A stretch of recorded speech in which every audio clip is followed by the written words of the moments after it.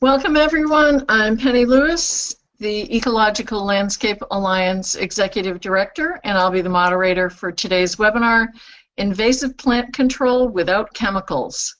This is part of the Focus on Sustainability webinar series, which is developed by a group of organizations known regionally for their quality ecological education. By collaborating on the webinars, we expand the reach of our individual programs. In case you're not familiar with our organizations, they're all nonprofit and largely volunteer groups in the United States. The regional groups are the Ecological Landscape Alliance, the Chesapeake Conservation Landscaping Council, and Eco-Landscape California. And now I would like to introduce our presenter, Mike Bald. Mike has worked with invasive plant species since 2003 and founded his company Got Weeds in early 2011. Got Weeds is a Vermont company that uses manual and non-synthetic control methods to eradicate, control, or suppress non-native invasive plants. Mike believes that fine-tuned ecosystems can be protected with vigilance, persistence, patience, education, humility, respect, and cooperation. And now he will share his techniques with us today. Welcome, Mike. Okay, thank you, Penny, and thanks everyone for joining in. Persistent, relentless, tenacious, all year long. It is challenging to do invasive species work without chemical synthetic methods or without super aggressive methods. But what I've learned since I started working is that it's a full year, 12 months out of the year, 365-day effort that actually gets you where you want to be. So that's really the reason for presenting today. In December, when there's snow on the ground, I was out last week, just so you know, doing work. But if you're wondering, why are we doing this in December? I mean, who's doing weed control? Well, there is another webinar in January. Bruce will cover some introduction to invasives and a good bit of information. I looked at his description. But this today is not Invasives 101. Today we're talking about the finer points of really shutting the door on invasive species. So this might be invasive species, the final chapter, or however you want to view it. I'll try not to assume too much. If this is your first experience with invasives, or if you're new to the discussion, if you have questions, certainly ask them, but I won't dwell on things like federal policy or executive orders or what the ecological impacts are. I'm gonna put us more towards action today. So again, thank you and welcome, and I welcome your questions. We'll get some of those towards the end. So I'll start with just a little bit about me.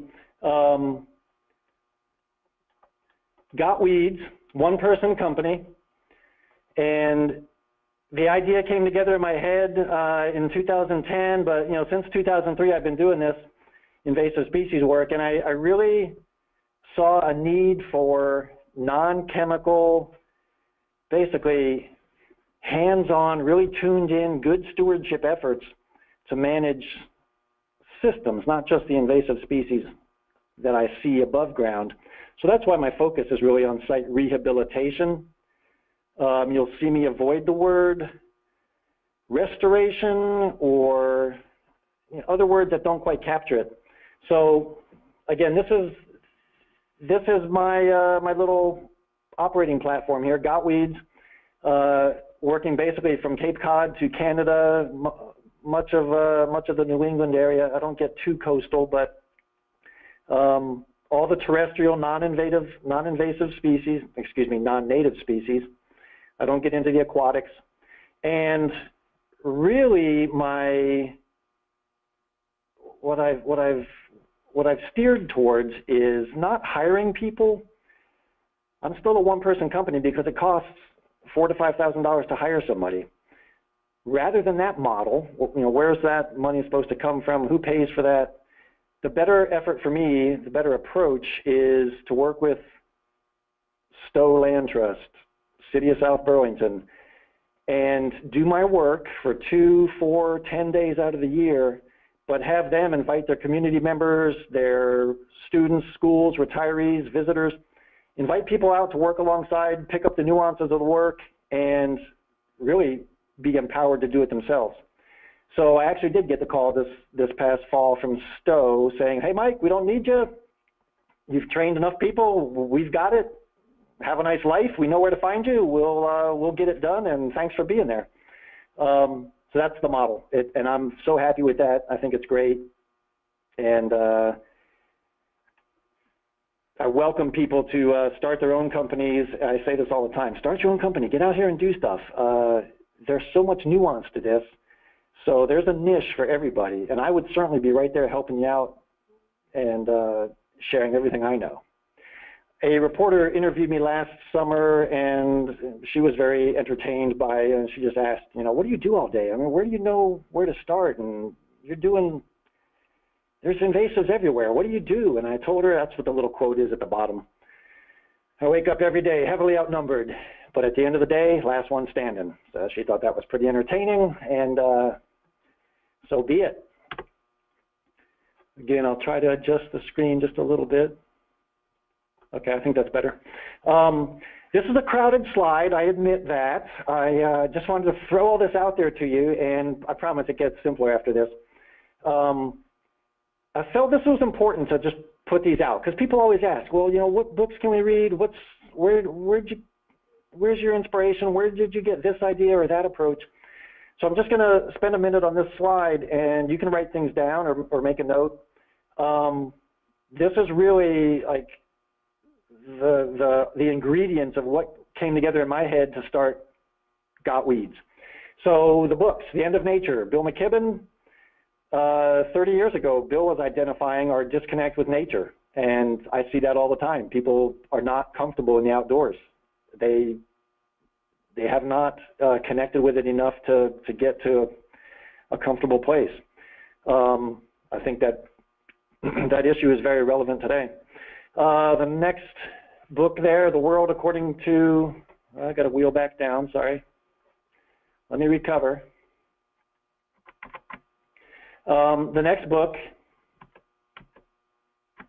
The World According to Mon, the company that shall remain unnamed. All right, here we go. I've got a very active mouse. We may just see all the slides first and then I'll talk. Okay, here we go. I'll try to stop moving the cursor. The World According to that company. I don't mention that company by name. I find them to be no longer relevant. But that reporter, Marie-Monique Robin, is an incredible writer, and everyone should read one chapter from that book. It changed my life. It'll give you some interesting perspectives. Same with Our Stolen Future by Theo Colburn. Kind of a difficult book to read, but highly relevant 25 years ago, more so today. I believe Tao Orion will be speaking in March at the conference, the ELA conference. With her, and her book, the one that I read, is Beyond the War on Invasive Species. She talks about the challenges or the problems with the idea of restoration. And I agree with her on that. Restoration is, I don't think it's the correct word to be using anymore. Silent Spring, Rachel Carson. The reason that book is here, I have actually not read it cover to cover, just started reading it, and I was stunned to see her identify problems from the 1960s that we are still dealing with today. Not problems on the land, but how we communicate and how we think, our stovepipe thinking, our inability to integrate our thinking and our planning. That's a problem now, today. I still see it, and she was addressing it 50, 60 years ago. That really kind of struck me. And then I'd just like to recognize the organizations such as the Stewardship Network, the Organic Farming Association, and Ecological Landscape Alliance. Some of the quotes there on the side, there's no right or wrong in nature, only consequences. I agree with that. People told me when I started the company, you can't do this manually, mechanically, no way, impossible, can't be done. I just had to find out for myself, my own curiosity. I will say that my clients are the ones I am most grateful to, because they have decided that rather than going towards that little Aldo Leopold quote, in etching their signatures upon the land, they would choose to do so with sweat rather than synthetic toxins. They are using their own money to stand up for something they believe in, which I appreciate. So those are some references. I encourage you to read the books and certainly support the organizations. So invasive species, we know what the problem is, and the question always comes down to, what do we do about it? Where do we start? What are the challenges? What are towns supposed to do? They have multiple properties. Where do they start? And how do they promote or conduct action that endures and is not always in that start-stop model? I like to, everywhere I go, I'll invite you now today. I ask audiences everywhere, what is stewardship? What does it mean to you? And I asked the students in Ireland this last fall, what are their ideas? And some of them said, continuity and connecting information flow between the generations. And I thought, bingo, that's it. That's perfect. So when we manage our landscape, it works best for us if the actions are connected over time and continuous, and one leads to the next, and you can kind of see the sequence, and it all comes together and flows.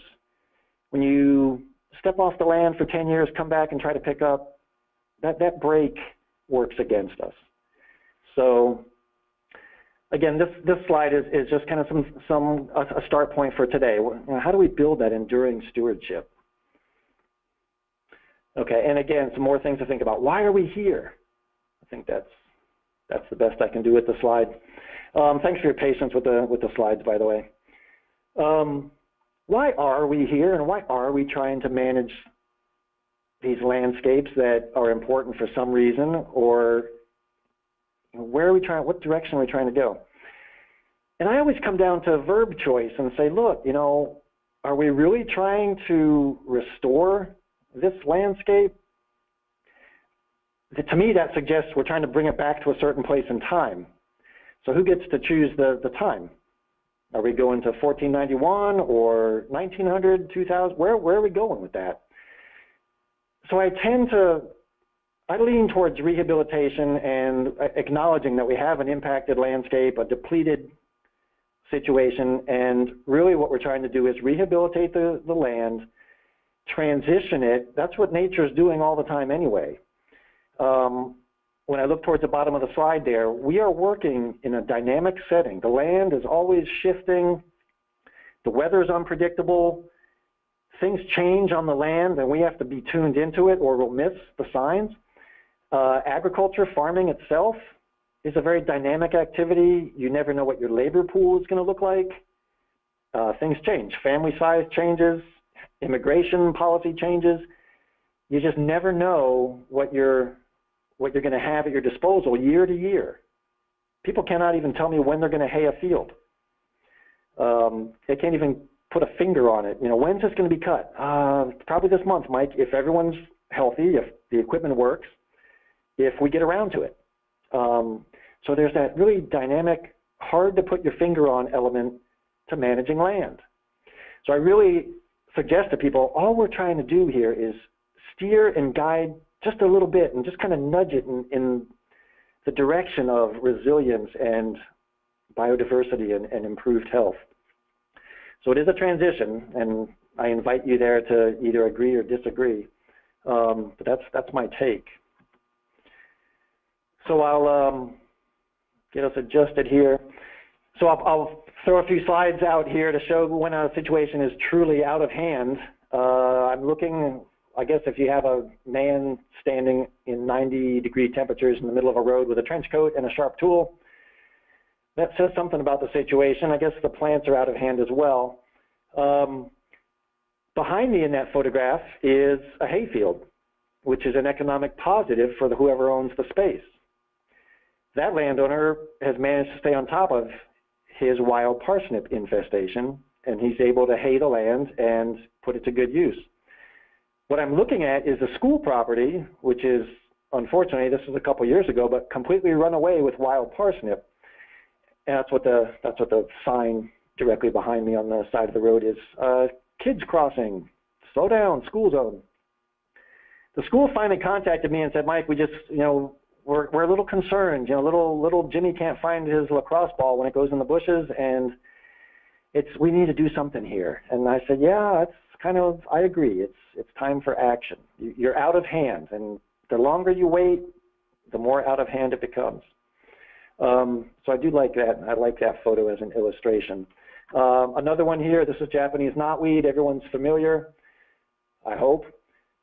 Japanese knotweed, that brook did not always used to be that wide. And this is Irene country, so there were some effects.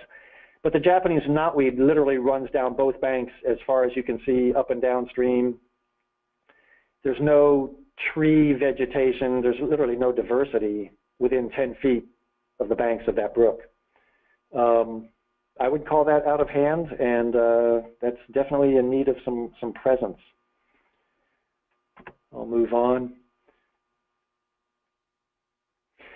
Just some questions to think about when you have a very complex site, and it's rare to encounter simple sites with just one invasive species or one problematic area.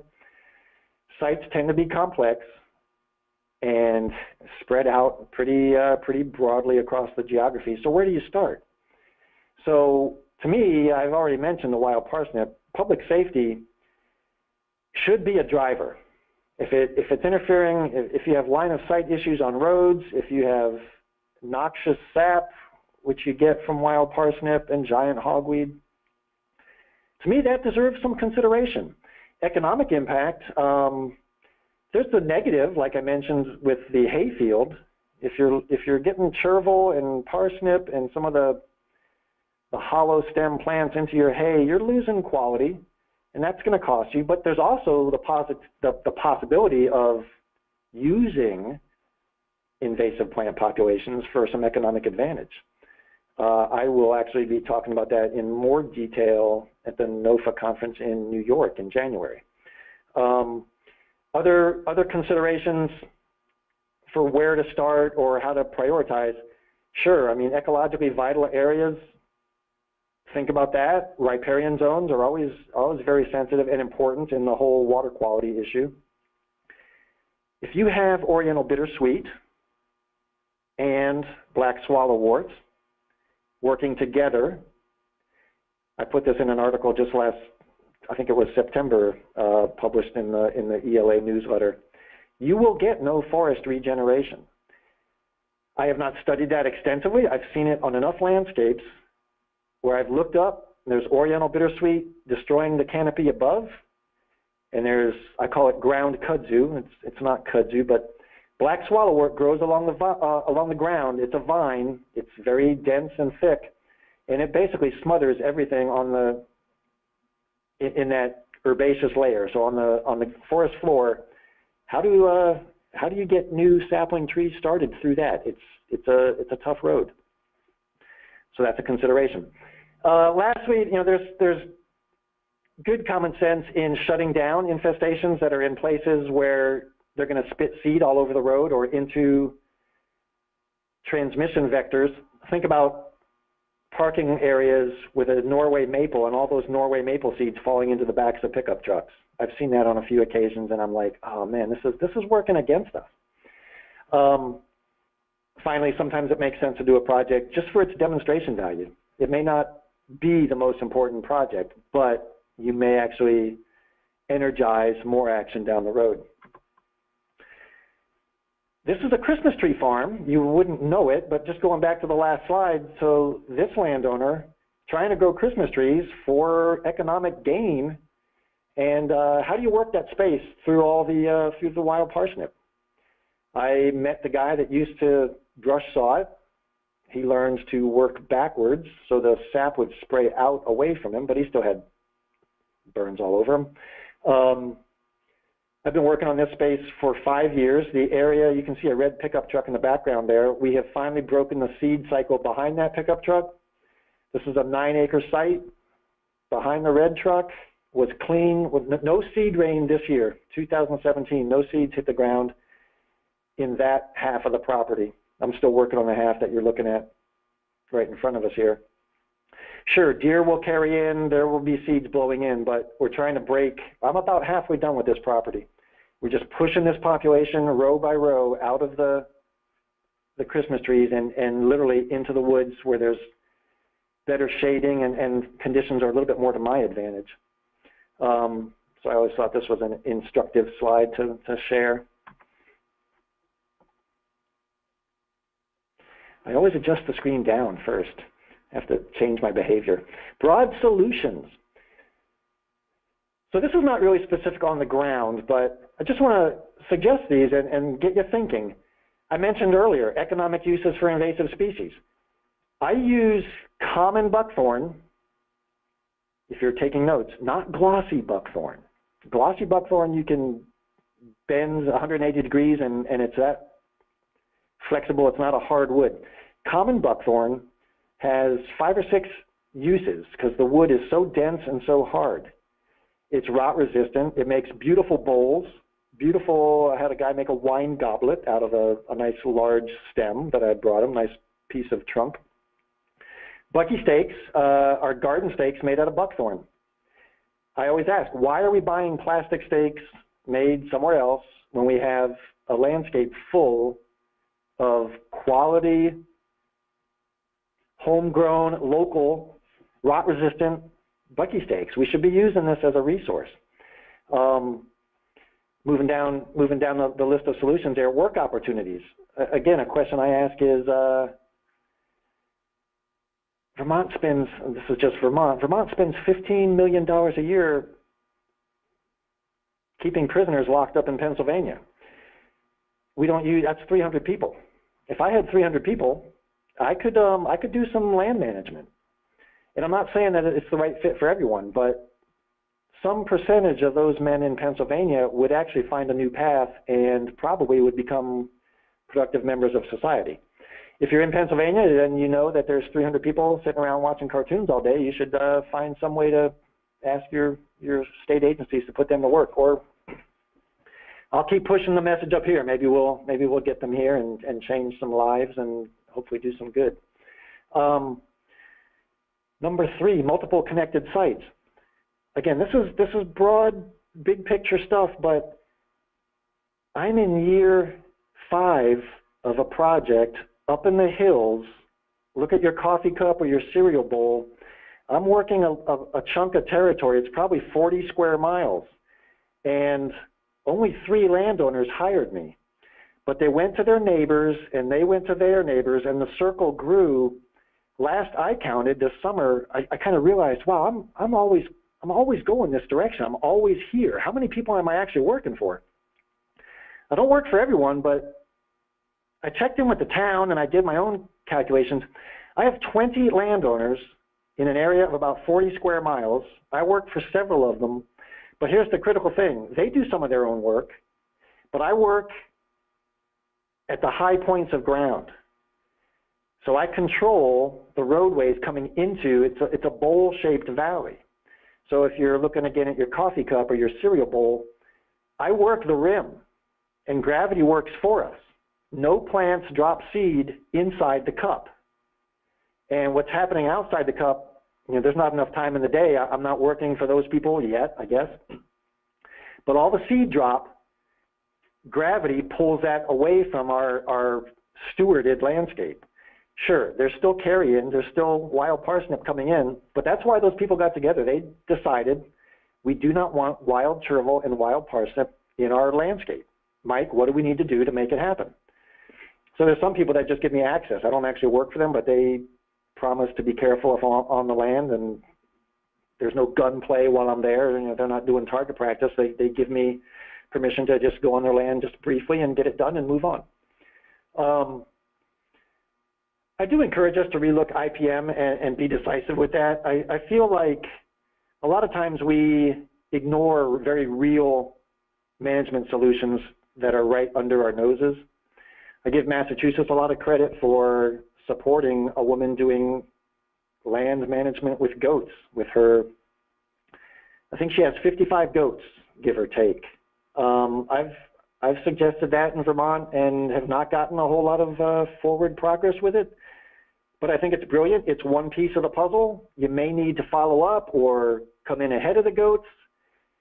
It's probably not a standalone solution, but it belongs in the toolbox. And again, I think we just leave some tools in the bottom of the box and we never take them out, and we should do that. That all factors into changing the mindsets, broadening the outreach. Make sure you involve the arts community and people in groups you wouldn't normally think of when you're talking about land management. Because I take a fair number of pictures on my phone and I see porcupines, I see owls, I see all kinds of interesting designs. You know, nature is the ultimate artist. I take pictures of trees just because the bark is fascinating. And, you know, shagbark, hickory, maple trees, you name it. There's just so much interesting stuff out there. Why not host an artist, you know, an art outing on the land someday and, you know, generate some buzz? All of this, you know, all of that buzz and all of that outreach leads to our most important thing, which is awareness and stewardship. You know, people on the ground connected and understanding why it's important to take care of the landscape, the natural systems.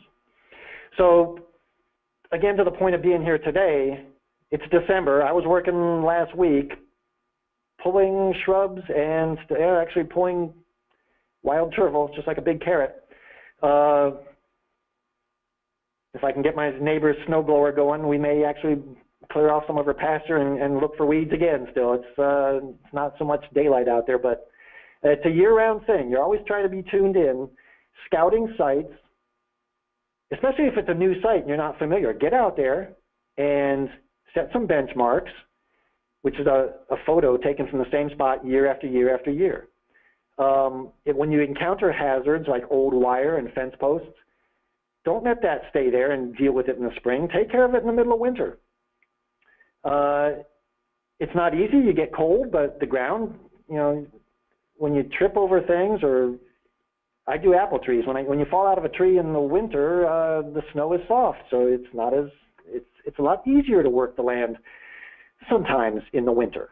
I highly recommend it. Do your prioritizing and your plan development in the winter months. I'm meeting with a group on Thursday night to get them started on that. Brilliant. They're ahead of the curve. And I put L and S in there to say large and small scale. So prioritizing not just on a single property, but you just look beyond the edges. And if you're trying to safe a school site, you know, public property, maybe look to the ring, the orbit of neighbors around that, and see if there's a need to get multiple partners involved. Why not? The best thing for land is clean, you know, honestly, clean neighbors all around you. I do want to emphasize that reducing hazards point one more time. I read all the time, and people tell you how to go out on the land and how to scout and how to identify. Identification skills are vital, but oftentimes I read articles that say nothing about safing the site. And if you're not doing that, you're going to find yourself working underneath overhanging dead snag trees. You're going to trip over barbed wire. You're going to encounter hornets' nests. And I've been stampeded. So you really need to know what's happening all around you. When the ground starts to shake, that should get your attention. That's a stampede. I know this. Again, this time of year, the ground is just starting to harden up, so installing, rehabilitating, yeah, you can plant trees and shrubs right until the ground does truly freeze. And the final point is, you know, take the quiet month or two of winter and heal the body, sharpen the tools, work on your range of motion. That certainly helps me more than anything else, range of motion. Save yourself from injury. I guess there's no ideal place for this next slide, but that's pretty much it. That's my definition of stewardship. One word, stewardship equals presence. A little bit overwhelming there with the multi-flora rose and the bittersweet. There's a stone wall in there somewhere that we're supposed to free up. Yeah, that's pretty drastic overgrowth, and that's southern Vermont. The multi-flora rose owned the hillside, 15 feet tall, very intimidating. Nice picture from, I think that's early June, so nice and colorful photo there. I encourage all of us, I'll read the words here, we all need to get out and find out what's happening on the land, get the critical information, and let it come to you as well. And the way you do that is by being present. So I just said, stewardship equals presence. You don't learn about things, about what's happening from the office. There's a place for that. I'm a big fan of aerial views and map studies. But you need to be out on the land where things are happening. So I know you can see my pointer. I'm trying to come down and say, if you put in the time, information will find you. I could not do animations with this file, so you don't get to see my creativity, which is probably a good thing. But look right there. I think you can see it. I'm circling with my pointer there. I would never have noticed the wildlife. I was tempted to go sit on that bench and kind of be present for half an hour and just see what happened. But I gave this character a wide berth and just focused on the honeysuckle. But again, rabbits, owls, small mammals, deer tracks, woodchuck trails, that's important to know when you're on the land. If you don't know where the deer tracks are, you're not going to know where seed carry happens from the larger mammals. And deer paths, you can pick them out in the summertime, but it's a lot easier in the winter. So be present, sit on the bench, stay there for half an hour, go out in the rain, see which way the wind is blowing, et cetera, et cetera. I love this picture. Thanks for letting me share it with you. Okay, so some questions that may help in your approach and trying to figure out where to start and prioritize. I always say our time frame is long. I mean, there should not be an end. I mean, get out there, plan to stay. If we're going to be transitioning the landscape, that's an obligation, and plan to be there. We should know about the 3 universal issues on landscapes. Very unusual to find land that is not compacted, calcium deficient, or low in organic matter. If it's not all 3 of those, it's at least 1 or 2. So know that when you go walk the land. Soil tests are probably helpful. I don't know enough people that do them, and I think they are also a good benchmark start point. I'm going to ask the rest of the questions here. Why do we burn unwanted vegetation? Who loves burdock? Where does high tech come from? We're big fans of high tech tools and new approaches. You know, sometimes there's a lot of value in the low tech approach. You learn. I've invented tools that I learned from doing the work. And where do we find labor? Well, labor's out there, and it's not labor if you're having fun. So there's that perspective. I love this picture for what it demonstrates as far as sown grass strips, and there's that burdock question again. So we're looking at a hayfield with a lawnmower, a sown grass strip, SGS, sown like sowing seeds, very established in Europe. The idea is to keep the edge of the hayfield mowed down super tight to protect the resource in the center. So the hayfield is the resource. The river is way in the background there. The hayfield is the resource. It has economic value. That could be a playground. It could be a public space. There's a state road off to the left up beyond the burdock. There's a bit of an incline there. State road traffic. Seeds are dropping all the time there. I pull 800 wild chervil and wild parsnip along this 200 meters of road bank every spring, every summer. And I finally, this year, I told the landowner, I said, look, I'm happy to do the work. I know it's costing you. That pains me. But let's just let the burdock come in and build a wall of burdock at the bottom of the slope against the field. And then we'll do our sown grass strip, which is just 2 passes with the riding mower, nice and low there. Anything that wants to get into her hayfield has to fight through a wall of burdock and then jump over the 6-foot death zone where nothing can grow and it has to somehow drop seed and get started in that hayfield where if I just do 1 or 2 laps around the field during the course of the summer, I'll spot them because they're out in the open. I'll pull them, deal with them, and off she goes. Does this work? Absolutely. We don't know yet. This was only, I guess we started it last year, so this was year 2, 2017. But the burdock, nothing grows underneath burdock. I've done it. Stick your face under there. You're going to get itchy, and you know what's going to happen, but find out for yourself. Nothing grows under burdock. Why are we not using burdock more for that role it can play? Okay, I'll move on. This is more I'm just putting these solutions up as more on the ground, things you can do actually in the space. So we talked broad solutions earlier, suggestions, and this is more what you can actually do on the ground. There's heat and flame, solarizing, flaming, grazing, cannot be done everywhere. You cannot graze the riverbank without a little bit of an issue of erosion and disturbance. But grazing is an option in the right setting. Smothering can use different materials. Cardboard, I think, is very effective put down in the fall. It gets wet, it gets snowed on, it gets molded to the ground, and it'll sit there for 2 years and smother what's below it. It'll eventually break down, but you can put more on top, or you can start planting right into it. Tarping, you got to get the color of the tarp right. Blue tarps, in my opinion, do not work. Brown, gray, black tarps do work. These are things you learn.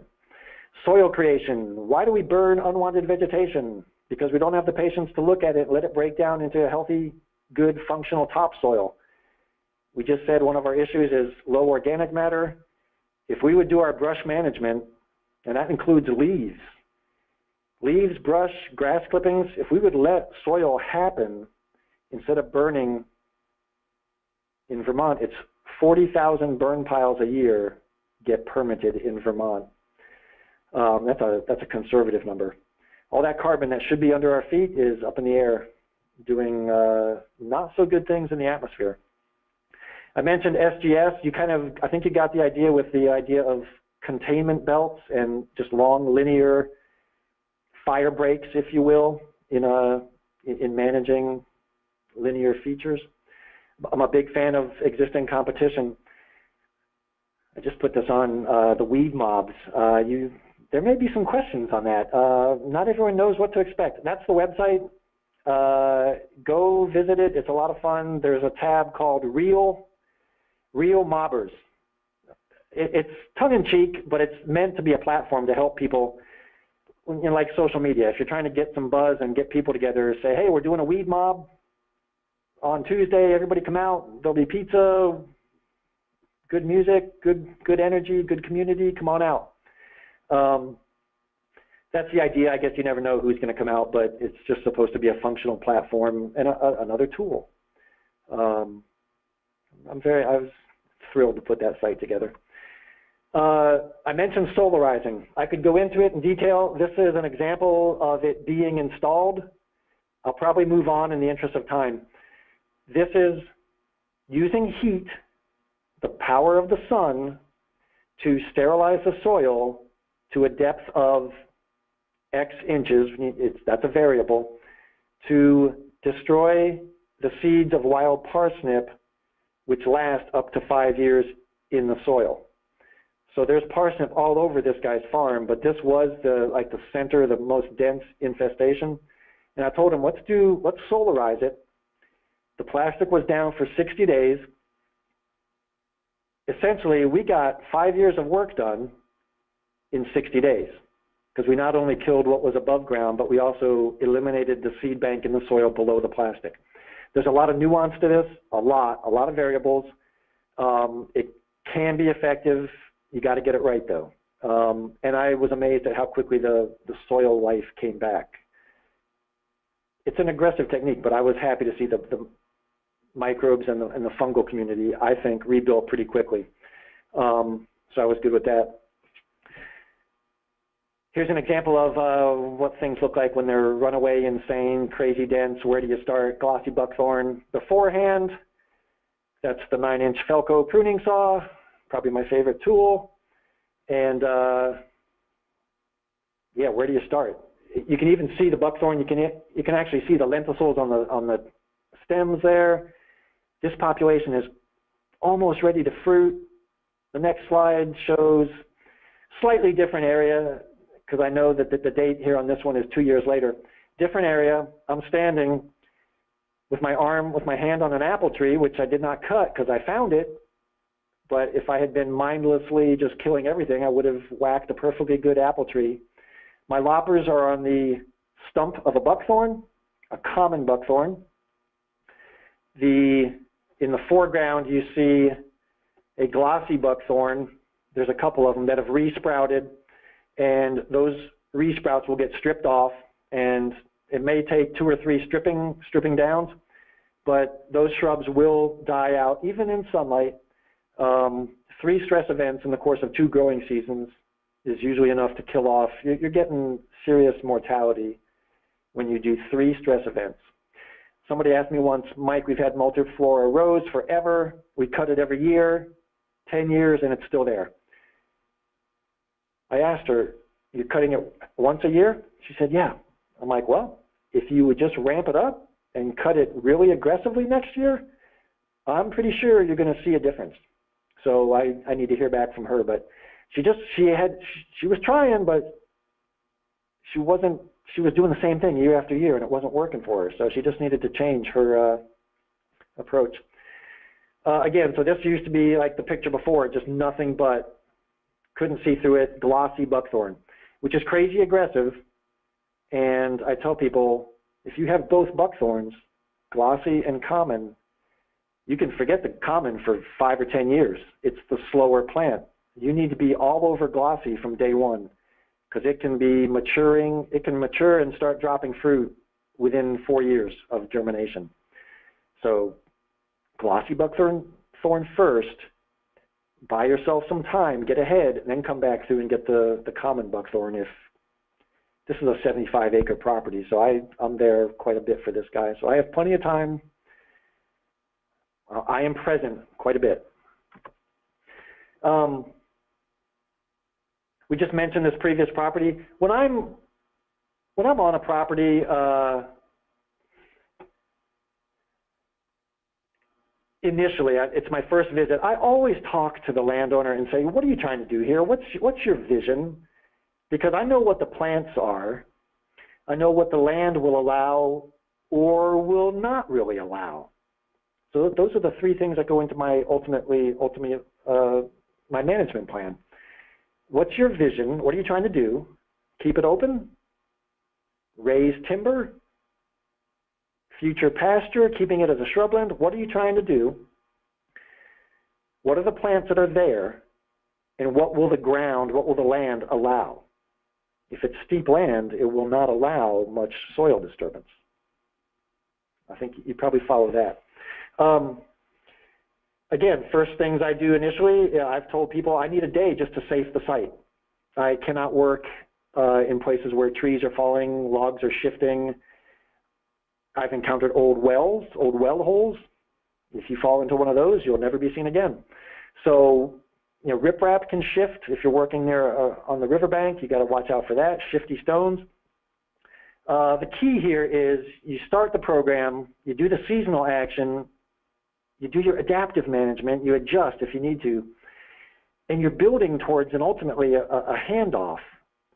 You're growing stewardship. You're inviting the landowner and nonprofits and student groups and community members to participate if it's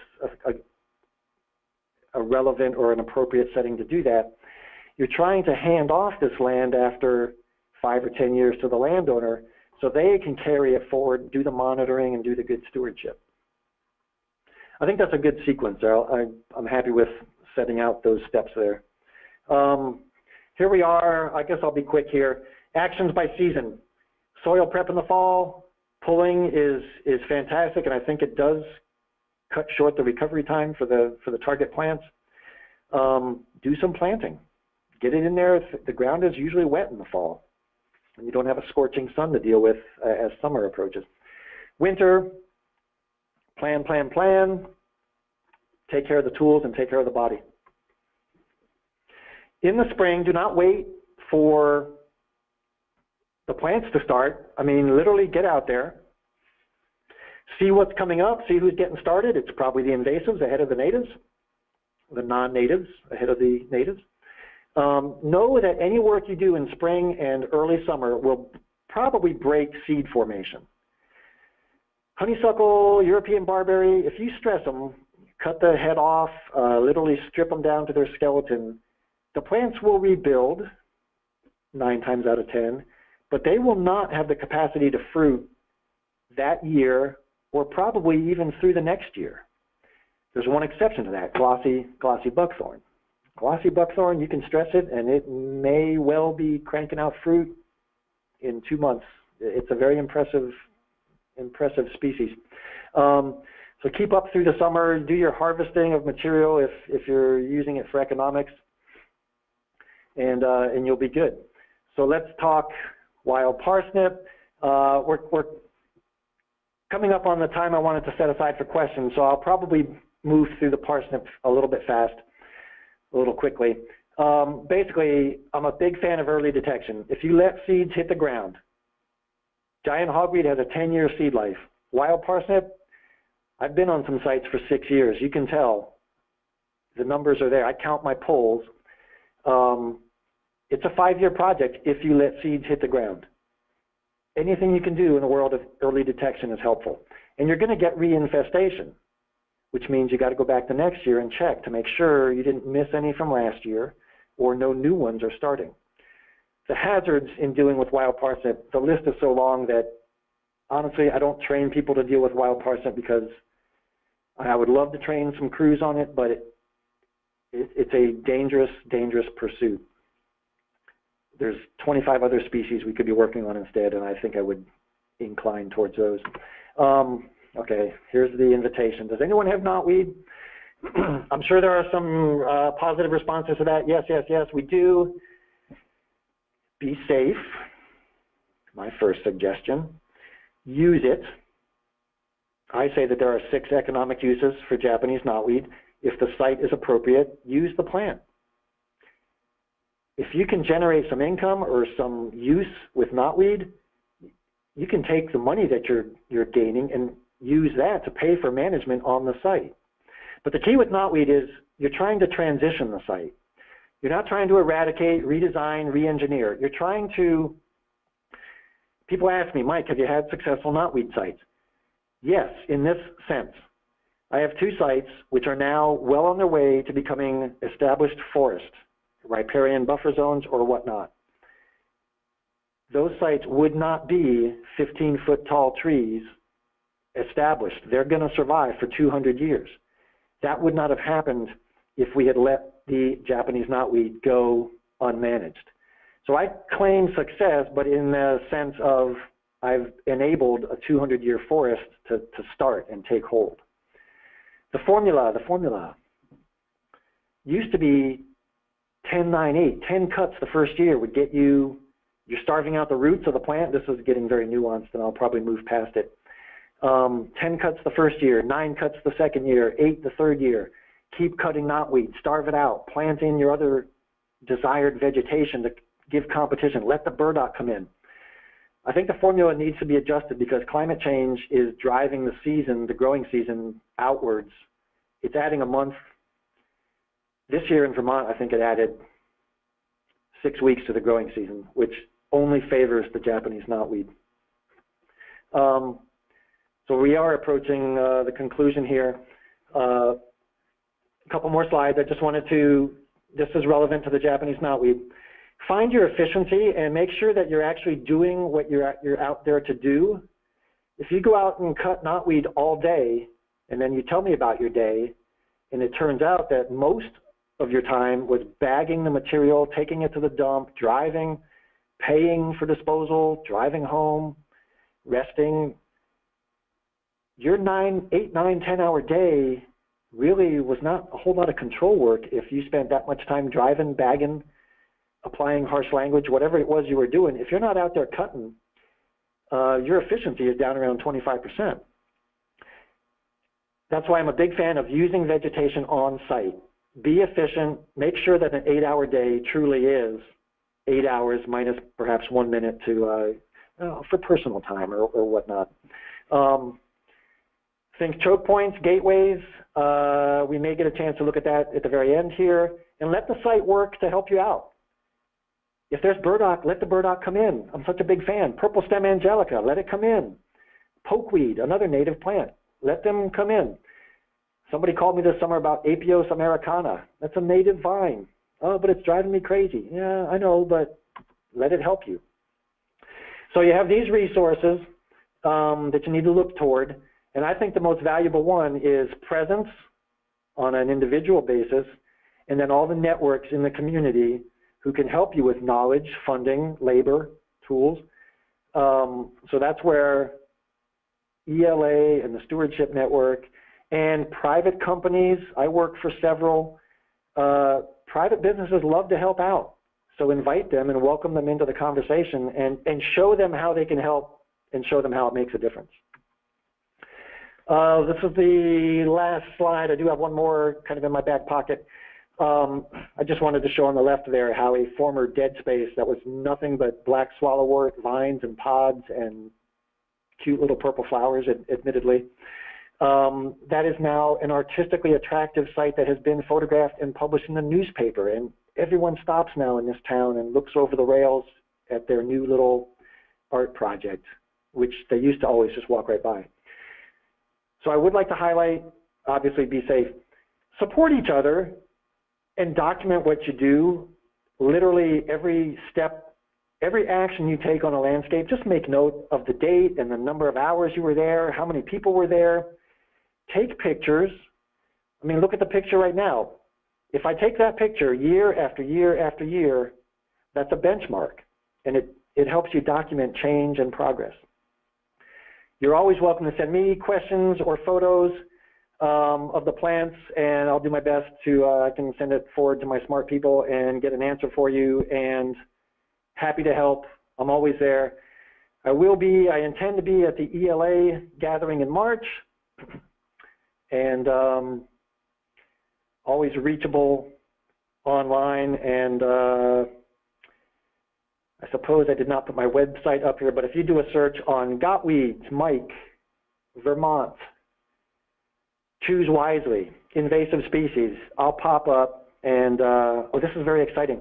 I finally got the Japanese knotweed link to work on my website. I was working on it this morning, and it works now. So all of you folks, there's a couple who emailed me this summer, Mike, I need knotweed information.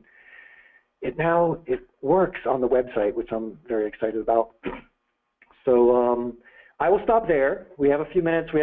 I'm happy to take questions for as long as you like. I'm going to try, before we do that, I'm going to try to just shoot down to the last slide, and then I'll try to come back.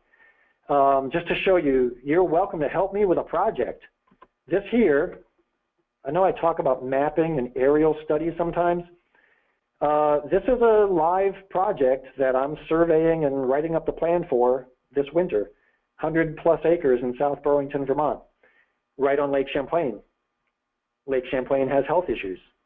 I salute South Burlington for being a progressive city that is trying to manage its lands without chemicals.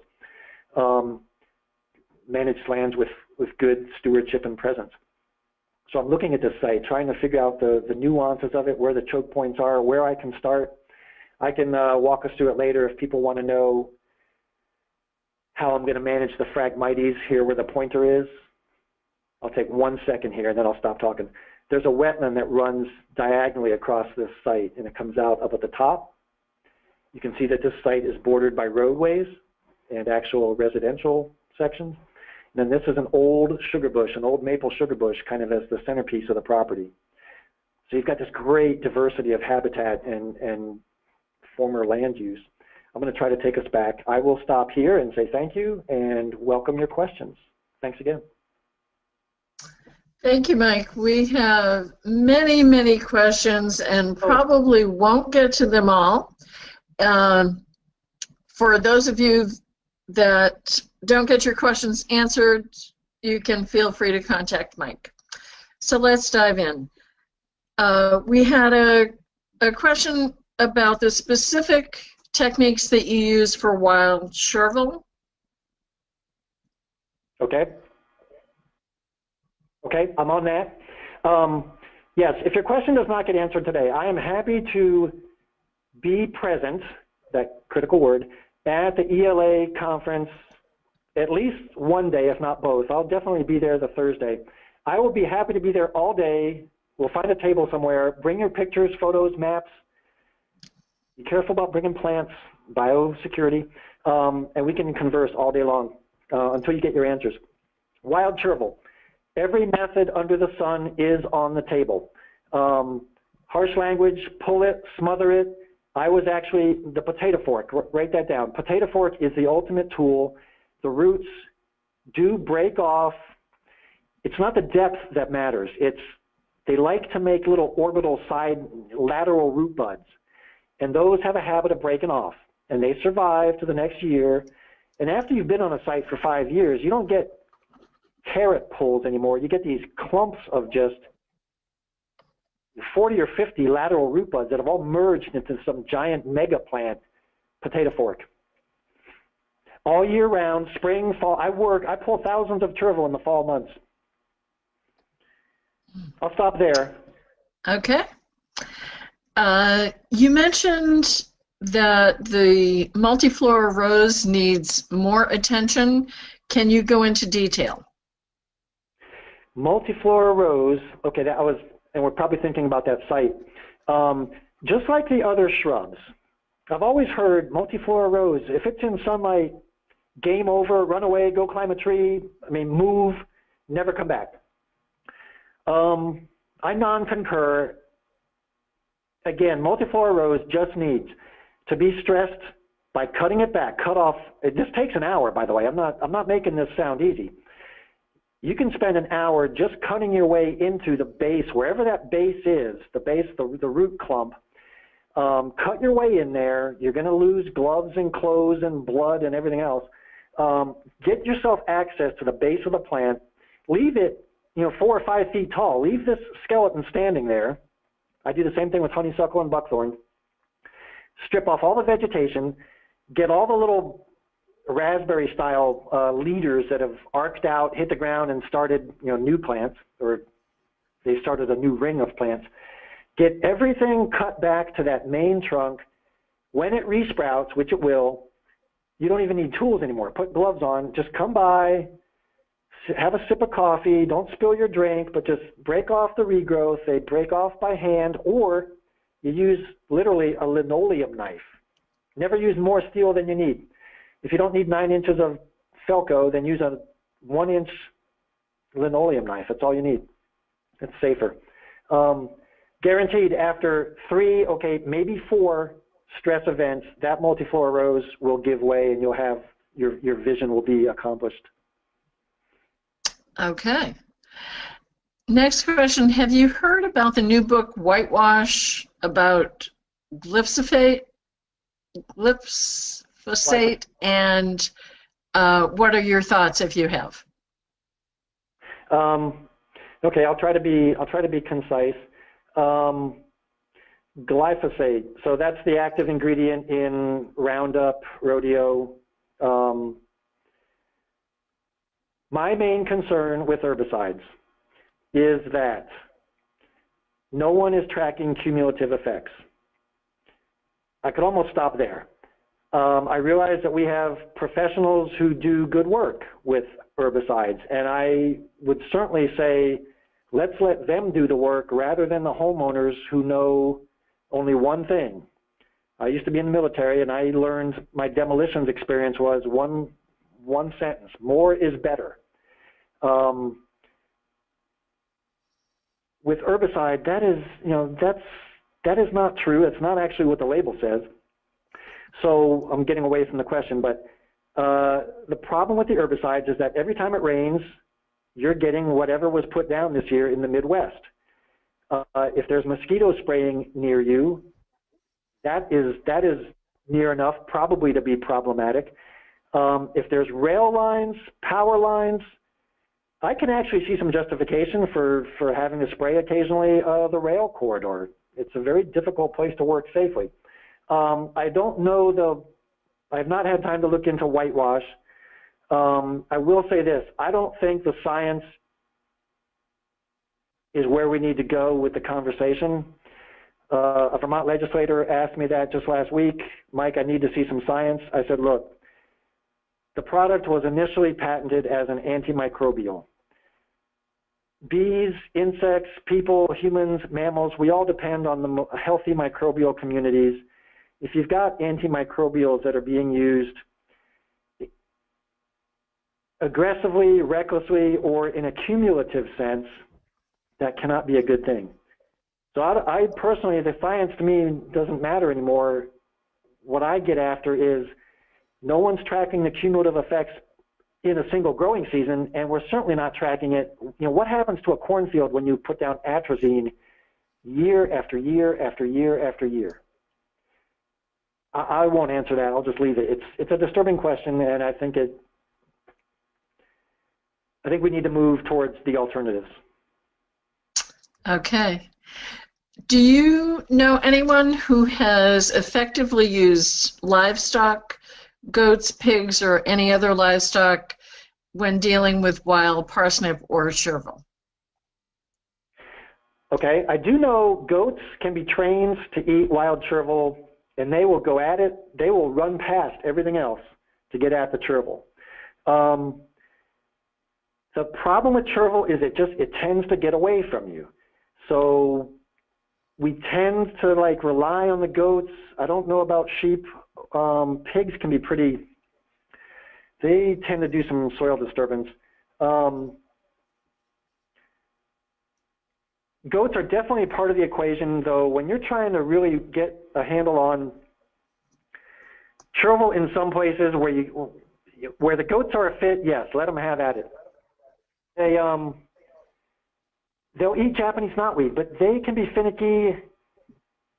And the biggest issue with goats is actually setting up the fencing. So if you're a town or a city and you want to use goats, I know there are people in Massachusetts doing it, and there are people expressing interest in doing it. Get the city or the town or the nonprofit, the land trust, to buy the fencing.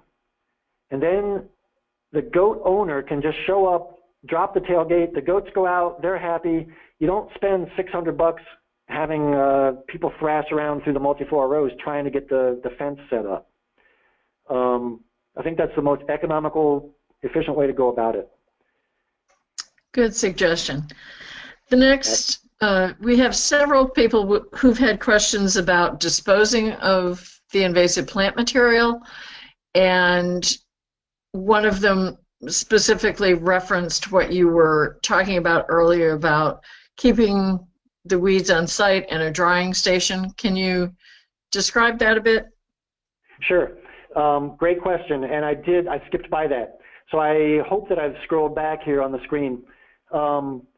Winter, spring, go out and find pallets, the wooden shipping pallets. I have a hard time walking by them because I know I'm always going to use them. Everyone's trying to get rid of them. You're helping out a business or a company get rid of them. So stockpile pallets. They decompose in a couple years. What you want to do, if you have 200 meters, I'm going to take us down here off the screen for a second. So there is the weed drying station. If you have 200 meters of Japanese knotweed, I'm looking at our aerial map now, on a site, and you're trying to figure out what to do with the material, you can position pallets wisely, maybe at the ends of the patch and one pile in the center, so that you can do your Japanese knotweed cutting and harvesting and take it right to the pallet. You may need a height of 2 pallets just to get a little bit more airflow underneath. But I've put Phragmites on pallets. This is a great example here. There's Phragmites right where the pointer is. We know that this was a wetland and we really don't want to lose this wetland.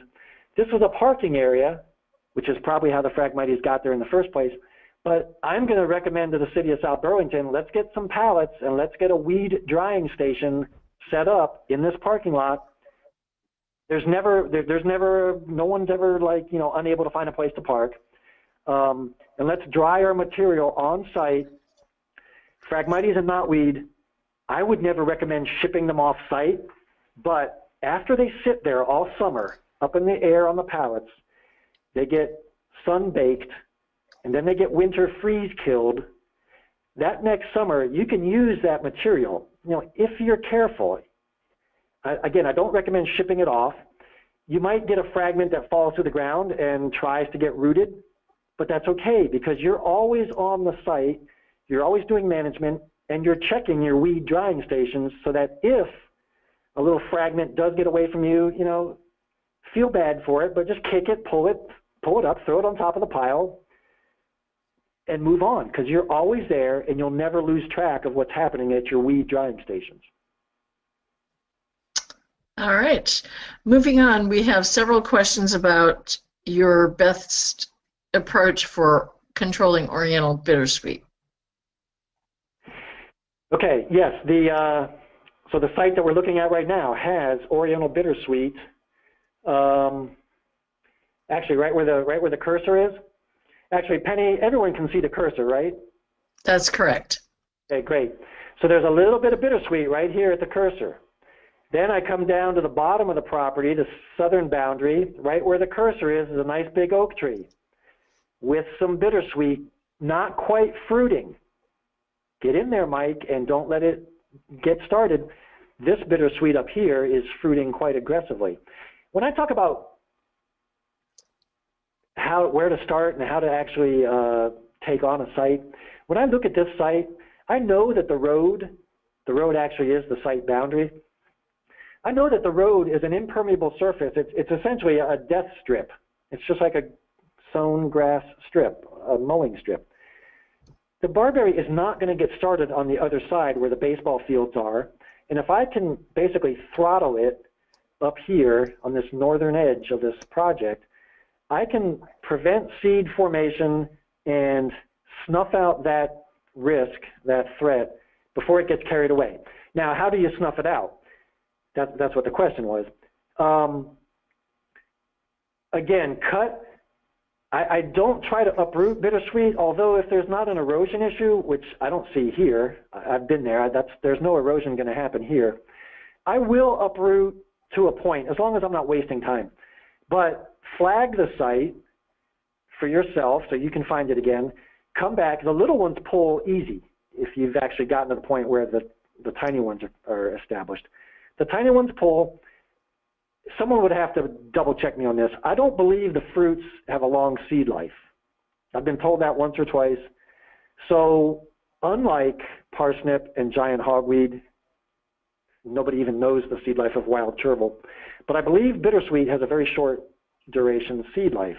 So if you can stress the mature plants, cut them so that the resprouts, again, cannot latch onto something, flag the spot, and just come back. You want to do, I'm going to say visit the site and be prepared to cut or stress 3 times per growing season. And you'll probably need to do that for 2 years.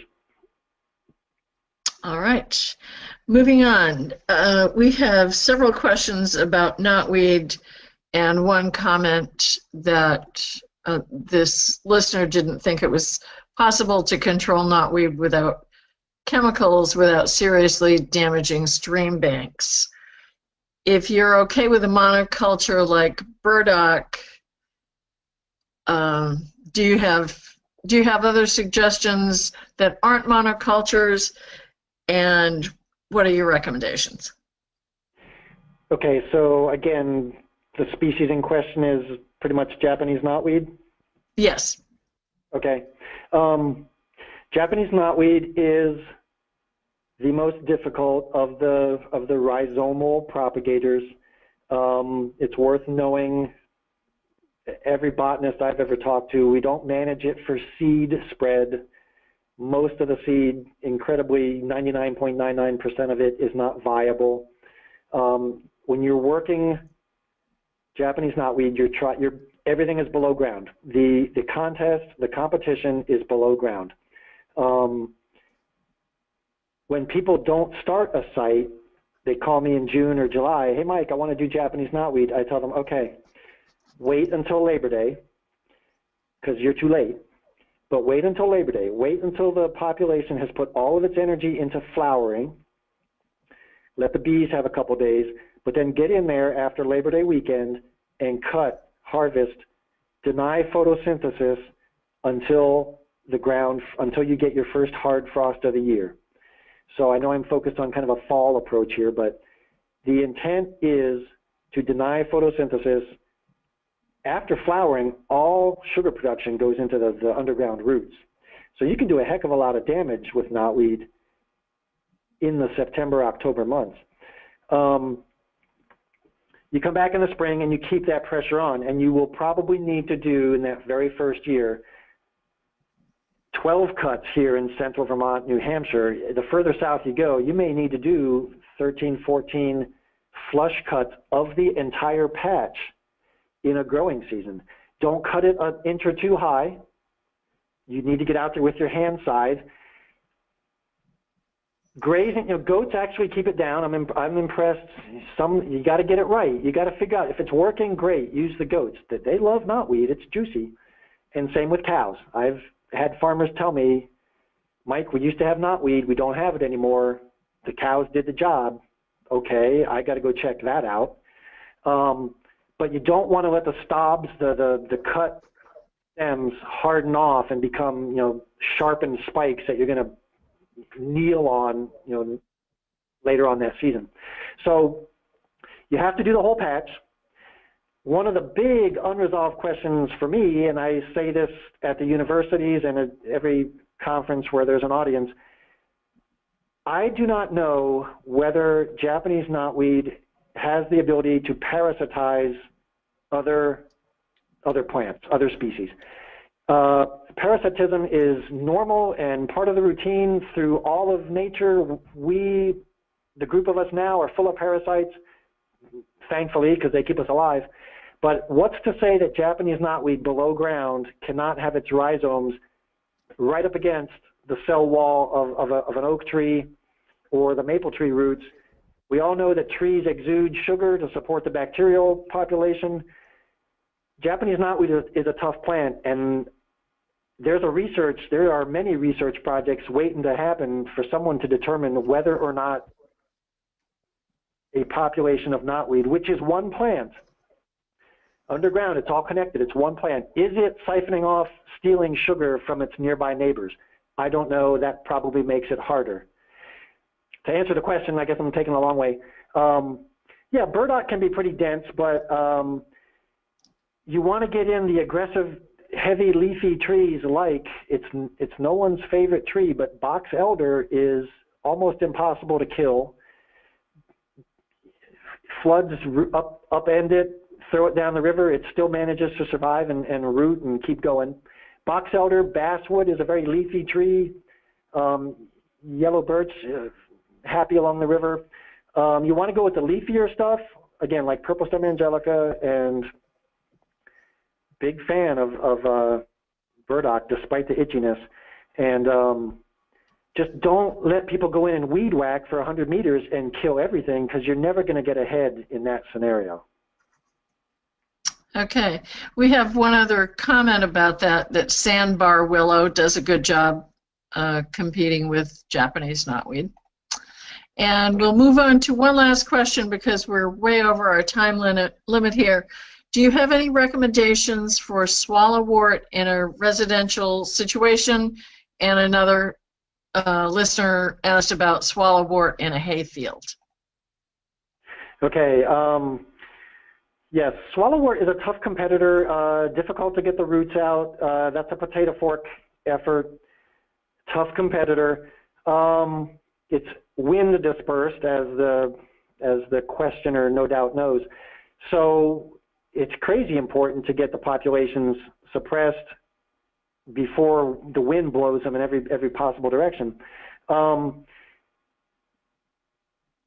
I had a population that was growing on some terraces. Actually, it's the picture I showed at the end of the presentation here. In that setting, I pulled black swallowwort, kept it literally flush to the ground 3 times in one growing season. So I think I did June, July, August of 2011 or 12. I came back the next year, so I had done 3 pulls. I counted. I think when I started, I pulled 378 individual plants the very first time I ever set foot on the site. When I came back that second year, I think I pulled 150 or something like that. You know, it's still a fair number, but I never ever saw more than 6 after that. So my thinking with black swallowwort is that stress it hard in 1 year, never give it a chance to breathe, and then come back and follow up the second year, but don't let your guard down because it's probably somewhere around the corner, or look upwind of you and try to make sure you know where it's coming from. As far as being in a hayfield, the only site that it tends to actually love to go into the stone walls around the hayfield and up into the thrash, the dense wood line, and that's where I do my work. And then I tell the landowner, keep after it. I have seen, actually, going back to the idea of pallets, if you have a very dense cluster, you know, you could do a bonfire. You could do some heat sterilizing of the soil down to some depth. I've seen people with the rhizomal spreaders like butter burr and black swallowwort too. They do a solstice bonfire or something like that, and it's interesting to come back and look at that the next year. I think that's one way to do it. It's a little aggressive because heat's non-specific. It goes after everybody, but you got to get yourself a start point. So maybe that is a tool. Okay. We've had many questions, so please feel free to contact Mike if you didn't get your question answered. I guess one other question, which would cover several of these that I still have outstanding. Do you know of any other companies in Massachusetts who do similar work?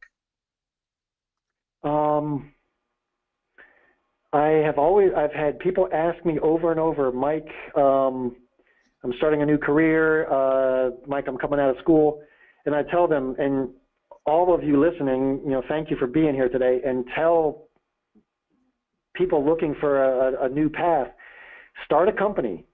The work will come. It won't come the first year. It'll start the first year, but get started. There is so much work out there that even if I did have a company name to give out, I can give a couple, but there's so much work. Get some people started, and truthfully, it's easier for someone like me to partner than it is to hire people. So that's why we need 20 small individual sole proprietorships versus one big company with 20 employees. Let me just say that there is the poison ivy removal company that's in New Hampshire. Just add a .com to that. All she does is poison ivy, which is a native plant, but I have sent her messages on occasion. So poison ivy removal company in New Hampshire. There is forest-savers.com. That's in Vermont. He is the guy with the tractor-mounted flamethrower and the heavier equipment. I'll call him in if a site is more than I can handle at the outset. So I'll call Gary at Forest Savers.